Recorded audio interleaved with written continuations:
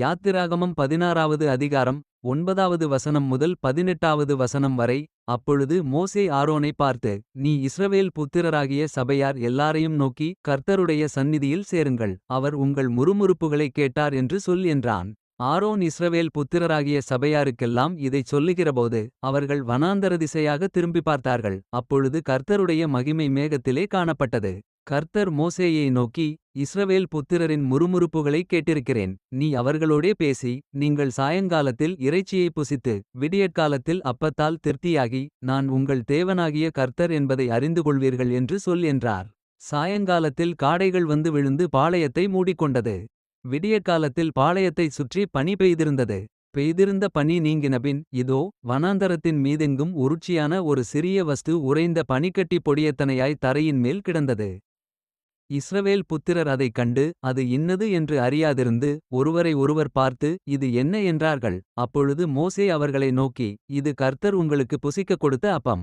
கர்த்தர் கட்டளையிடுகிறது என்னவென்றால், அவரவர் புசிக்கும் அளவுக்கு தக்கதாக அதில் எடுத்துச் சேர்க்கக்கடவீர்கள். உங்களிலுள்ள ஆத்துமாக்களின் இலக்கத்தின்படி, அவனவன் தன் தன் கூடாரத்தில் இருக்கிறவர்களுக்காக தலைக்கு ஒரு ஓமர் அளவு எடுத்துக்கொள்ளக்கடவன் என்றான். இஸ்ரவேல் புத்திரர் அப்படியே செய்து, சிலர் மிகுதியாயும் சிலர் கொஞ்சமாயும் சேர்த்தார்கள்.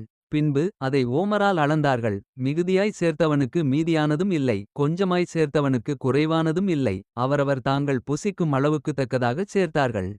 Exodus chapter 16, verses 9 to 18. And Moses spake unto Aaron, say unto all the congregation of the children of Israel, Come near before the Lord, for he hath heard your murmurings. And it came to pass, as Aaron spake unto the whole congregation of the children of Israel, that they looked toward the wilderness, and, behold, the glory of the Lord appeared in the cloud. And the Lord spake unto Moses, saying, I have heard the murmurings of the children of Israel. Speak unto them, saying, At even ye shall eat flesh, and in the morning ye shall be filled with bread, and ye shall know that I am the Lord your God. And it came to pass, that at even the quails came up, and covered the camp, and in the morning the dew lay round about the host. And when the dew that lay was gone up, behold, upon the face of the wilderness there lay a small round thing, as small as the hoarfrost on the ground. And when the children of Israel saw it, they said one to another, It is manna, for they wist not what it was.